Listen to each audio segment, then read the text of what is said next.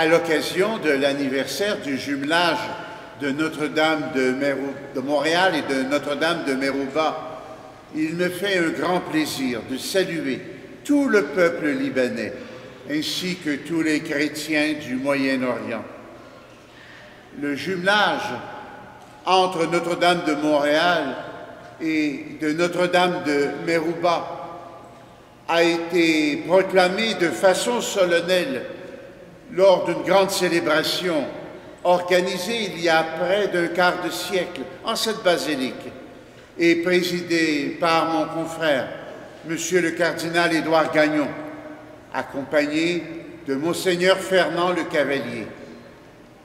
Cette union fraternelle a renforcé les liens d'amitié entre le Canada et le Liban et a uni les deux populations dans la foi et l'amour. Ce jumelage s'est réalisé grâce aux efforts concertés de M. Rachid Saadé et de Mme Almaza Saadé.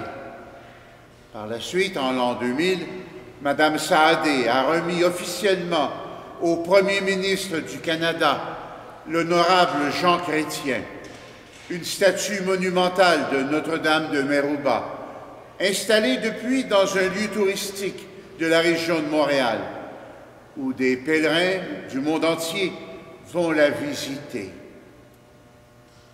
En me souvenant aujourd'hui de ce joyeux événement, nous prions pour la paix en Orient et demandons à la Sainte Vierge Marie, Notre-Dame de Montréal et Notre-Dame de Merouba, de veiller sur le Canada et le Liban. Mon plus grand souhait est d'aller bientôt visiter le Liban et de me prosterner devant Notre-Dame de Merouba. Je vais maintenant réciter la prière que mon confrère, Monsieur le cardinal Édouard Gagnon, avait écrite en l'honneur de Notre-Dame de Merouba.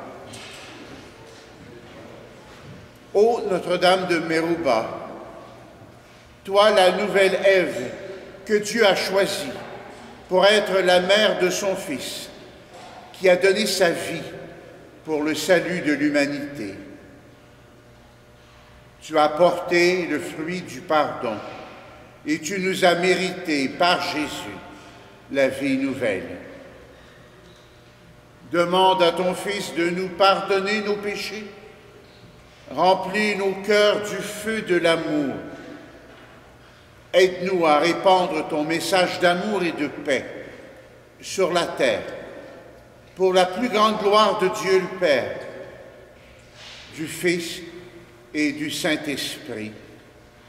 Amen.